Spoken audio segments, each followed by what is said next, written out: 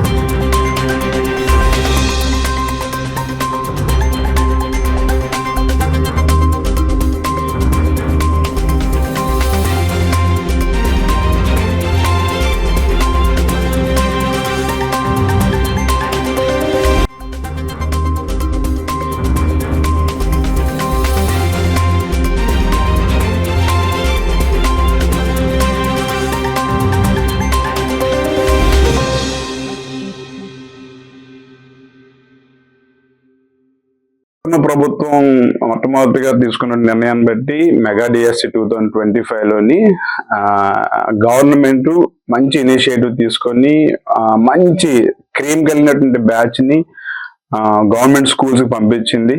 దానికి ఒక ఎగ్జాంపుల్ నేను కూడా. అయితే ఈ 2025 సంవత్సరంలోని గవర్నమెంట్ సెలెక్ట్ చేసినటువంటి డిఎస్సి ద్వారా సెలెక్ట్ అయినటువంటి ప్రతి టీచర్ కూడా ఎక్స్ట్రాడినరీ టీచర్స్. బట్ గవర్నమెంట్ యొక్క ఎయిమ్ కూడా ఒకటే, గవర్నమెంట్ స్కూల్ ని ప్రైవేట్ స్కూల్ కి తగ్గ ఏమాత్రం అంటే బోధన పరంగా ఏమాత్రం కూడా తగ్గడం లేకుండా మంచి క్వాలిటీ ఎడ్యుకేషన్ ఇవ్వాలని మంచి ఎయిమ్ తోని గవర్నమెంట్ ఈ డిఎస్సి ద్వారా మంచి మంచి టీచర్స్ ని సెలెక్ట్ చేసుకుంది. దాన్ని బట్టి గవర్నమెంట్ ని అప్రిషియేట్ చేయాలి. అలాగే ఈ మెగా డిఎస్సి ద్వారా సెలెక్ట్ అయిన ప్రతి టీచర్స్ కూడా చాలా ఎంతో హార్డ్ వర్క్ చేసి ఎంతో కష్టపడి ప్రతి ఒక్కరు కూడా, నీవు కొంతమంది విట్నెస్ వింటుంటే ప్రతి ఒక్కొక్క టీచర్ 2-3 జాబులు కొట్టిన వాళ్ళు ఉన్నారు. ఒక్కొక్క వ్యక్తి 4-5 జాబులు కొట్టిన వాళ్ళు. నాకు నేనుగానే 2 జాబులు కొట్టి బట్ ప్రిఫరెన్షియల్ క్రైటీరియా ప్రకారంగా నేను స్కూల్ అసిస్టెంట్ ఇంగ్లీష్ గా సెలెక్ట్ అయ్యి ఇప్పుడు నేను ఏలూరుపాడులో ఈరోజు పోస్టింగ్ జరిగింది. నా ఫస్ట్ డే పూర్తి చేసుకోవడం జరిగింది.